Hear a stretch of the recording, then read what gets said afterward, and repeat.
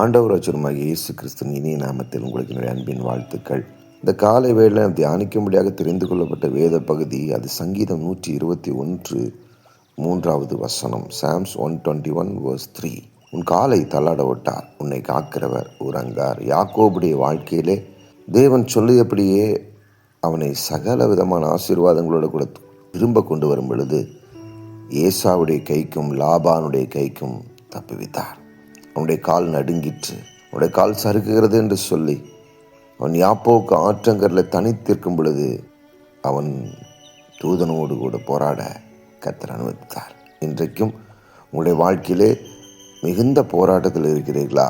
கவலைப்படாதீர்கள், கர்த்தர் ஜெய கிறிஸ்து நமக்காக உதவி செய்வார். உன் காலை தள்ளாட விட்டார்.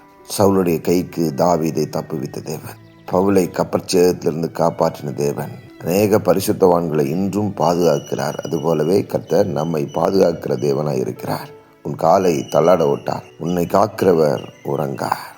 ஆமா, எனக்கு பெரியமானவர்களே, ஐயோ என்னுடைய வாழ்க்கை இப்படி இருக்கிறதே, முடிந்து போயிற்றே, எதிர்காலமே என்ன செய்வதென்று தெரியவில்லையே என்று கவலைப்பட்டு கலங்கி கொண்டு இருக்கிறீர்களா? கர்த்தர் சொல்கிறார், உன் காலை தள்ளாட விட்டேன், உன்னை காக்கிற நான் உறங்கேன், உன்னை பாதுகாக்கிற தேவனாய் இருக்கிறேன். உன் கால் சறுக்கிறது என்று சொல்லும் பொழுதுதான் என்னுடைய கிருபை உன்னை தாங்குகிறது. கண்களை மூடி ஜெபிப்போமா?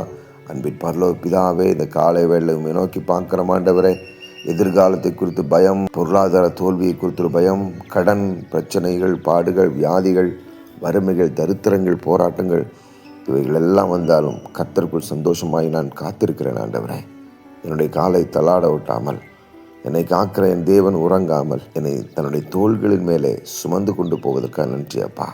நீரடி நினைவு கூர்ந்ததுக்காக நன்றி. பொறுப்படுத்திக் கொள்ளுங்க, பாதுகாத்துக் கொள்ளுங்க. இயேசுவின் நாமத்தில் நல்ல பிதாவே, ஆமென். தேங்க்யூ. God bless you.